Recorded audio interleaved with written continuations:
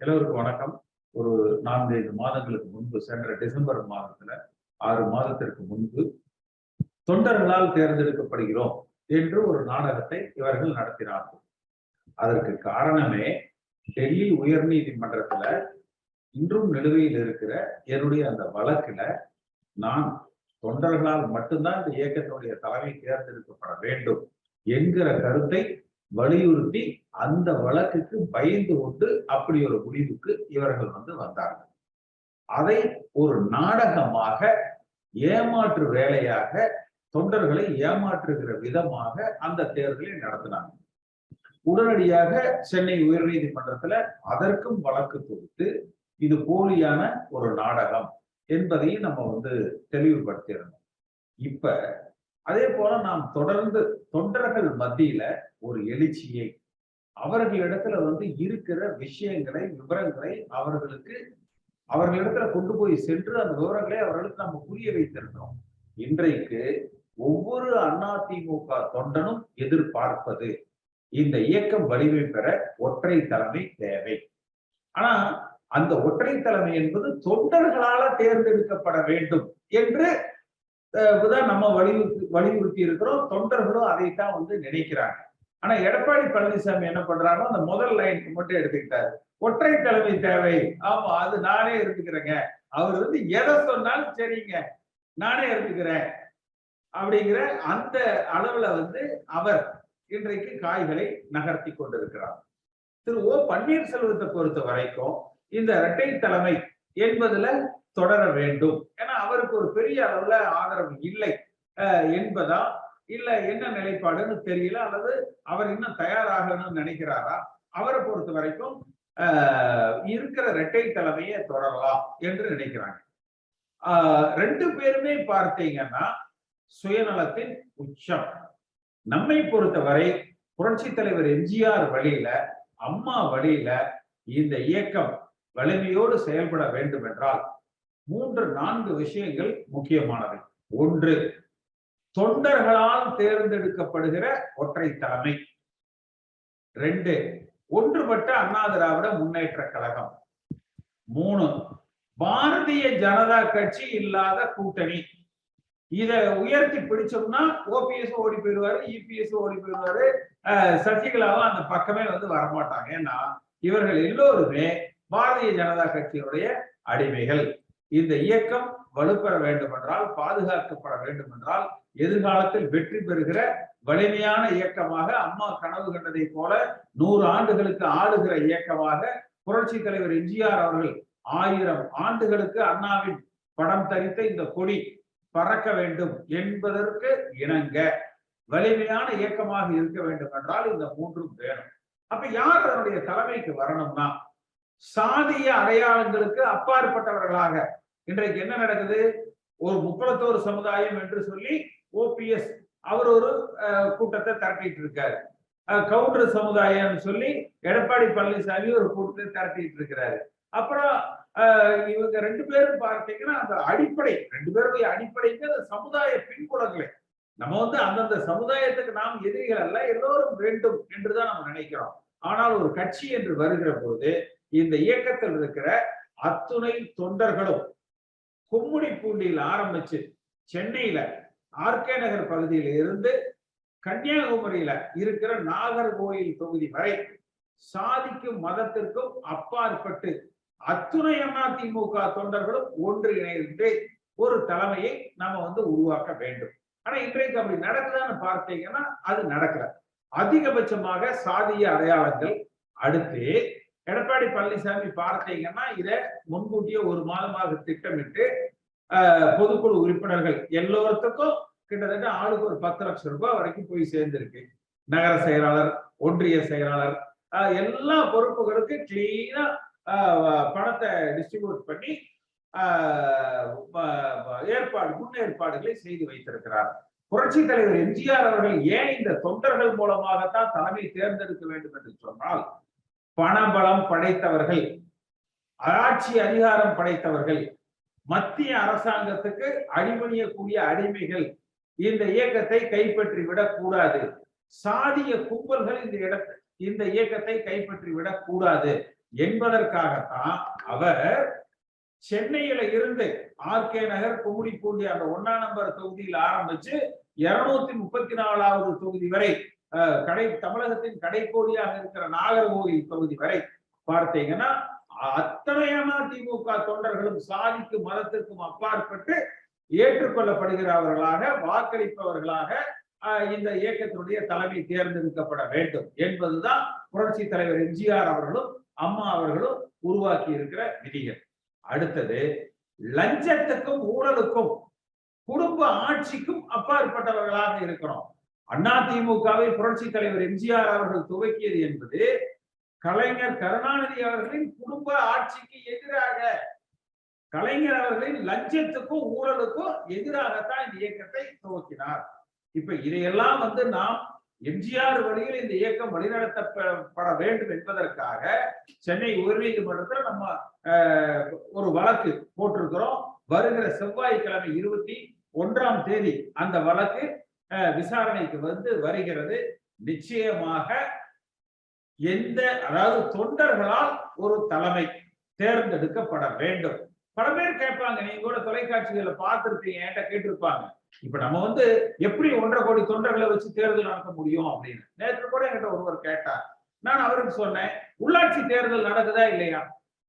தமிழ்நாடு முழுக்க உள்ளாட்சி தேர்தல் நடக்குது. அதே மாதிரி உள்ளாட்சி தேர்தல் போல ஒவ்வொரு கிராமத்துக்கும் நீங்க ஒரு பூத்தை வச்சு வாக்காளர்கள் பட்டியலை வச்சு அந்தந்த பகுதியில் இருக்கிறவங்க ஒரே நாள்ல காலையில இருந்து சாயந்தரம் வரைக்கும் எல்லாரையும் ஓட்டு போட சொல்லி நம்ம தேர்ந்தெடுக்கலாமே, ஏன் முடியாது? அதனால தொண்டர்களால் மட்டும்தான் இந்த இயக்கத்தினுடைய தலைமை தேர்ந்தெடுக்கப்பட வேண்டும். எம்ஜிஆர் வழியில தான் இந்த இயக்கம் வழிநடத்தப்பட வேண்டும். நீதிமன்றம் என்ன முடிவெடுத்தாலும் சரி, இவர்கள் பொதுக்குழுவில் என்ன முடிவெடுத்தாலும் சரி, அதை எதிர்த்து முறியடிக்கிற சக்தி தொண்டர்களுக்கு இருக்கிறது, நமக்கு இருக்கிறது. இந்த வகையில தான் நீங்க பார்த்தீங்கன்னா ஓபிஎஸ் இபிஎஸ் அணிகள் இணைகிற காலத்துல நீங்கள் அந்த விதிகளை திருத்துவது தவறுன்னு சொல்லி நான் போராடினேன். ஆனால் இவர்கள் இணைத்தார்கள். அதற்கு பிறகு பிஜேபியோடு கூட்டணி வேண்டாங்க, என்ன கட்சி விட்டு நீக்குவதாக இவர்கள் அறிவித்தார்கள். இந்த நிலுவையில் இருக்கிற வழக்கை வாபஸ் வாங்க சொல்லி கைது செய்தார்கள். ஆனால் புரட்சி தலைவர் எம்ஜிஆர் வழியில் வந்தவர்கள் யாருக்கும் பயப்பட மாட்டாங்க. இன்றைக்கு லட்சோப லட்சம் தொண்டர்கள் நம்முடைய கருத்தை ஆதரித்து நம் பின்னால் இருக்கிறார்கள்.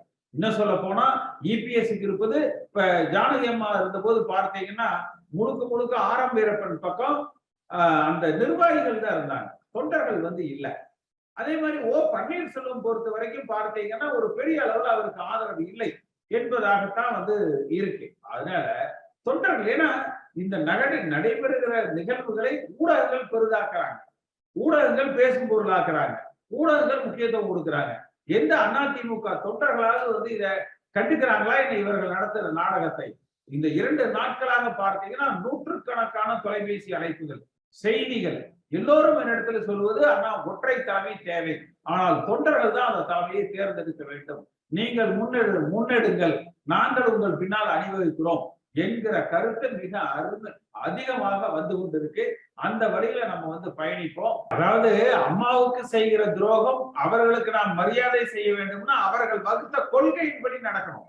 ஒருவரை மதிப்பது என்பது, மரியாதை கொடுப்பது என்பது, அவர்கள் என்ன கொள்கைகளை கடைபிடித்திருக்கிறார்களோ, இந்த இயக்கத்துக்கு வகுத்து கொடுத்திருக்கிறார்களோ அந்த கொள்கைப்படி நடப்பதுதான் அவர்களுக்கு செய்கிற மரியாதையை ஒழிய, அம்மா என்ன பன்னீர்செல்வம் எடப்பாடி பழனிசாமி இந்த பொறுப்புல இருந்தால் மட்டும்தான் அம்மாவுக்கு செய்கிற மரியாதைன்னு சொல்லியிருக்காங்களா என்ன? இபிஎஸ் சரி, ஓபிஎஸ் சரி, எதிர்கட்சி அரசியல செய்யறது இல்ல. 7 விடுதலை அப்படின்னு சொல்லி சட்டமன்றத்துல தீர்மானம் போட்டிருப்பாங்க. அதாவது ராஜீவ்காந்தி கொலை வழக்கில் தண்டிக்கப்பட்டு சிறையில் உள்ள அந்த 7 பேரை விடுதலை செய்ய வேண்டும்.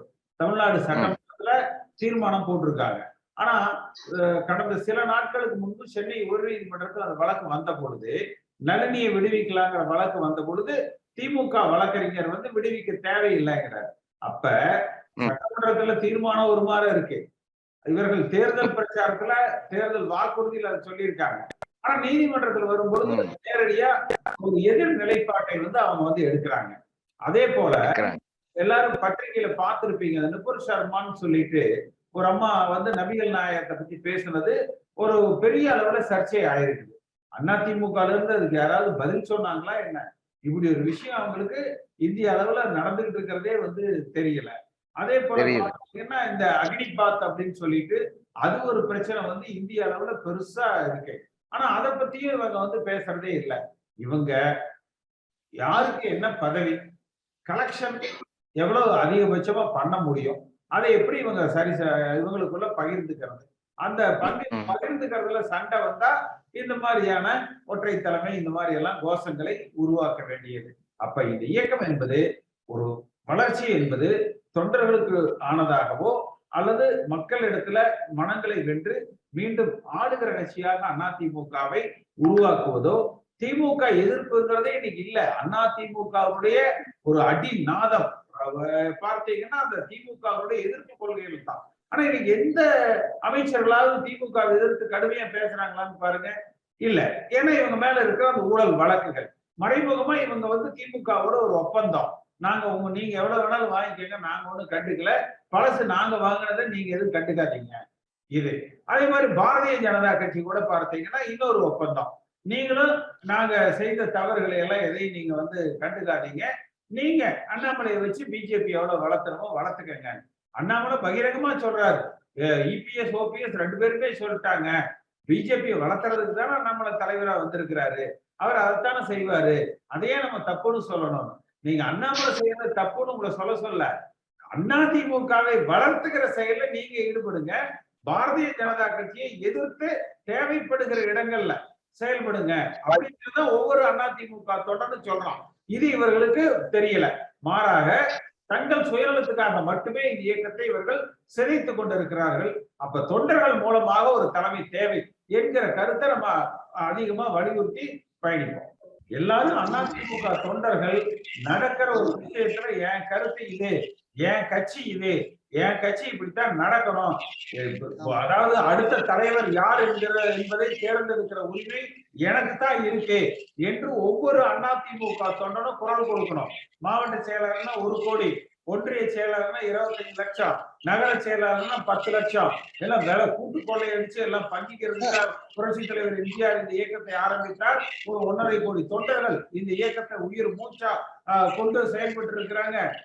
பொதுக்குழுவில் இவங்க என்ன தீர்மானம் கொண்டு வர்றாங்க, என்ன செய்யறாங்கன்னு பார்த்துட்டு நம்ம ஒரு முடிவுக்கு வருவோம். நம்மை பொறுத்த வரைக்கும் எதாக இருந்தாலும் ஒற்றை தலைமை தேவை. அந்த ஒற்றை தலைமை அனைத்து உறுப்பினர்களாலும் தேர்ந்தெடுக்கப்படுவதாக இருக்கணும்.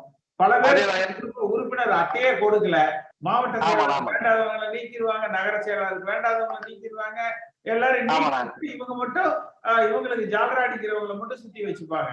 நம்ம பிரேயரே நம்ம கேட்டிருக்கிறது, அம்மா இறக்குற பொழுது 2016 டிசம்பர் 5ஆம் தேதி இருந்த உறுப்பினர்களால் வாக்களிக்கப்பட்டு அதுல இருக்கிறவங்க தேர்தலில் போட்டியிட அனுமதிக்கப்பட்டு தொண்டர்கள் யாரை அதிகம் விரும்புகிறார்களோ அவர் இந்த இயக்கத்தை வழிநடத்தணும். நம்ம பாரதிய ஜனதா கட்சியோட கூட்டணியில் இல்லைன்னா இன்னைக்கு திமுக கூட கூட்டணியில் இருக்கிறவங்க எல்லாம் அதிமுகவோட கூட்டணிக்கு வந்துருவாங்க. இப்ப 2 கம்யூனிஸ்ட் கட்சி, திமுக, காங்கிரஸ், இவங்க எல்லாமே ஏன் வந்து திமுகவோட இருக்காங்க, நம்ம பாரதிய ஜனதா கட்சியோடு இருக்கிறதுனால. அதனால நீங்க பிஜேபியை கலட்டி விட்டுட்டு பிஜேபி இல்லாமல், ஏன் பிஜேபி இல்லாமன்னு சொல்றோம், மற்றவர்களுக்கு பார்த்தீங்கன்னா ஒரு ஓட்டு சதவீதம் இருக்கும், இல்லைன்னா இருக்காது. எல்லா கட்சிகளுக்குமே ஆதரவு வாக்குன்னு ஒண்ணு இருக்கும், அவ்வளவுதான். ஆனா பாரதிய ஜனதா கட்சிக்கு மட்டும்தான் 2-3% ஆதரவு வாக்குன்னா 13-14% எதிர் வாக்குகள். அவங்க மதவாத அரசியலால சிறுபான்மையினர் வாக்குகள் முழுக்க எதிரா போகும். அது முஸ்லிமா இருக்கலாம், கிறிஸ்தவர்களா இருக்கலாம், அல்லது திராவிட உணர்வாளர்களா இருக்கலாம். அவங்க பார்த்தீங்கன்னா ஒரே நாடு ஒரே தேர்தல், அந்த மாதிரி இந்த கொள்கை ரீதியாக பல விஷயங்கள்ல அவர்களோடு நம்ம வந்து ஒத்து போக முடியாது. இப்ப நீங்க புரட்சி தலைவர் எம்ஜிஆர் காலத்துல காங்கிரஸோட கூட்டணியில் இருந்தோம். புரட்சி தலைவர் எம்ஜிஆர் மறைந்து விட்டார். அப்ப அதிமுகவை அழிக்கணும்னு காங்கிரஸ் அன்னைக்கு நினைக்கல. ஆனா பாரதிய ஜனதா கட்சி என்ன நினைக்கிறாங்கன்னா, அதிமுக உள் விவகாரங்களில் பாரதிய ஜனதா கட்சி தலையிட்டு முடிவெடுக்கிறாங்க. அதுக்கு என்ன அதுக்கு எங்க ஆதாரம் இருக்குன்னு கேட்டீங்கன்னா, பன்னீர்செல்வம் இது 2 நாளைக்கு முன்னாடி கூட சொன்னாரு, பிரதமர் சொன்னார், அதனாலதான் நான் வந்து சேர்ந்தேன். நம்ம அதிமுக விதிகளை எழுதி கொடுத்தவர் ஆடிட்டர் குருமூர்த்தி. அண்ணா திமுக என்பது அண்ணாவின் பெயர்ல எம்ஜிஆர் வழியில் இந்த இயக்கம் நடக்க வேண்டும். மோடி வழியிலையோ அமித்ஷா வழியிலையோ அண்ணாமலை வழியிலையோ இல்ல. இப்ப பிரச்சனை நாளைக்கு நம்ம அந்த ஒற்றை தலைமை யார் தேர்ந்தெடுக்கணும்? பொதுக்குழு தேர்ந்தெடுக்கணுமா, தொண்டர்கள் தேர்ந்தெடுக்கணுமா? புரட்சி தலைவர் காலத்துல சட்டமன்ற உறுப்பினர்களாக இருந்தது. இப்ப முன்னாள் சபாநாயகர் தனபால் இருக்காரு, அவர் எம்ஜிஆரோடு சட்டமன்ற உறுப்பினராக இருந்தவர். செம்மலை இருக்காரு, சட்டமன்ற உறுப்பினராக இருந்தவர். செங்கோட்டையன், வளர்மதி, நானு. அப்ப இப்படிப்பட்டவர்கள் எல்லாம் ஒன்று கூடி ஒரு குழு அமைச்சு இந்த குழு தேர்தலை நடத்தலாம். கிளையிலிருந்து பொதுச் செயலாளர் வரைக்கும் மிக நேர்மையான முறையில உறுப்பினர்களை சேர்த்து உறுப்பினர்களுக்கு உண்டான அந்த உறுப்பினர் கார்டுகளை எல்லாம் முறையா கொடுத்து, விட்டு போன உறுப்பினர்களை எல்லாம் கூட கொடுத்தோ அல்லது மாற்று கட்சிகளுக்கு சென்றவங்க, நீக்கப்பட்டவங்க எல்லாரையும் திரும்ப ஒருங்கிணைத்து ஒரு வலிமையான அதிமுகவை கட்டமைத்து ஒரு அடிப்படை கட்டமைப்பு கிளைக்கழகத்திலிருந்து தலைமை கழகம் வரை பொதுச் செயலர் வரை நம்ம தேர்ந்தெடுத்தோம்னா இன்னும் 50 ஆண்டு காலத்துக்கு இந்த இயக்கம் வலிமையாக இருக்கும். அடுத்து கொள்கை ரீதியா கூட சில முடிவுகள்லாம் எடுக்கலாம். ஒரு கீழ்மட்ட கட்சி பொறுப்புகள்ல ஒரு குடும்பத்துக்கு ஒரு பதவிதான் இருக்கணும், ஒரு நபருக்கு ஒரு பதவி தான் இருக்கணும், ஒருத்தரே 4-5 பதவி இருக்கக்கூடாது, ஒரு குடும்பத்துக்கு ஒரு பதவிதான் இருக்கணும். நல்ல அதாவது இளைஞர்களுக்கு நம்ம அதிக வாய்ப்புகள் கொடுக்கணும். ஒரு முறை 2 முறைக்கு மேல ஒருவர் அந்த பதவிகளுக்கு வரக்கூடாது. இது மாதிரி ஒரு சில பொதுவான கொள்கைகள். ஏன்னா இளைஞர்கள் பார்த்தீங்கன்னா இன்னைக்கு இங்க நம்ம மந்திரிக்கு என்ன பண்றாங்க, மாவட்ட செயலாளர் அவன் சொந்தக்காரன், மாமன், மச்சி, அண்ணன், தம்பி, டிரைவர் பாப்பா, இல்லைன்னா அவங்க கிட்ட வீட்டுல வேலை செய்யறவங்க, அப்படியே இல்லைன்னா அவங்க ஏஜென்ட்ஸ், பினாமிக, கான்ட்ராக்டர், கமிஷன் ஏஜென்ட் போயிடுறாங்க. அப்ப இளைஞர்களுக்கு பெரிய அளவுல வாய்ப்புகள் கிடைக்கிறது. அப்ப புதுசா வர்ற இளைஞர்களுக்கு ஒரு அதிக வாய்ப்புகளை கொடுக்கலாம். ஒரு 20 வயசுல இருந்து 35 வயசு 40 வயசுக்குள்ள இருக்கிறவங்களுக்கு நீங்க ஒரு மாவட்ட அளவுல பொறுப்புகள் கொடுக்கணும். தலைமையில வரும்போது ஒரு 60, 65, 70 ஏதோ ஒரு எல்லோரும் எதை ஏற்றுக்கொள்கிறார்களோ அது மாதிரி ஒரு கால நிர்ணயத்தை அடுத்தவங்களுக்கு வழிவிட்டால் மட்டும்தான் ஜனநாயக முறையில இந்த இயக்கம் வலிமையாக கட்டமைக்க முடியும். அதை நம்ம செய்யலாம். ஆனா இது என்னன்னா, பணம் படைத்தவர்கள், சாதிய பலம் படைத்தவர்கள், மத்தியில் ஆளுகிற அரசாங்கத்தின் ஆதரவு படைத்தவர்கள் குறுக்கு வழியில் இந்த இயக்கத்தை கைப்பற்ற கூடாது. அந்த குறுக்கு வழியில இந்த இயக்கத்தை ஒருவர் கைப்பற்ற முடிகிற பொழுது, முயற்சிக்கிற பொழுது, நம்ம இன்னொருவருக்கு பார்த்தீங்கன்னா அவரு நேர்மையானவர் இல்ல, அவருக்கு வாய்ப்பு கிடைச்சா இந்த குறுக்கு வழியில கைப்பற்ற நினைக்கிறாரு. அதுல அவரால் முடியல, இன்னொருத்தர் எடுத்துவாருன்னா அதைத்தான் வேண்டாங்கிறாரு. அவர் இப்ப நம்ம சொல்ற மாதிரி கொள்கை ரீதியாக போராடுகிறவர் அல்ல. அப்ப ஒரு கொள்கை ரீதியாக எம்ஜிஆர் வழியில இந்த இயக்கம் வழிநடத்தப்படணும். இந்த எடப்பாடி பழனிசாமி போன்றவர்களால் பாத்தீங்கன்னா அந்த பிஜேபி தாக்கம், பிஜேபியோட கூட்டணி இருந்தா என்ன, அவங்க இருந்தா தான் நம்ம வாழ முடியும். இப்படி எல்லாம் பார்த்து புரட்சி தலைவர் எம்ஜிஆர் இந்த இயக்கத்தை நடத்தல, அம்மா அவர்கள் இந்த இயக்கத்தை வழி நடத்தல. நம்ம அந்த வழியில பயணிப்போம். தொண்டர்களை ஒருங்கிணைத்து வலிமையான அதிமுகவை நம்ம கட்டமைப்போம். அதாவது திமுக தவறுகளை, மக்கள் நலன் சார்ந்த விஷயங்களை முன்னிறுத்தி இந்த இயக்கம் போராடணும்.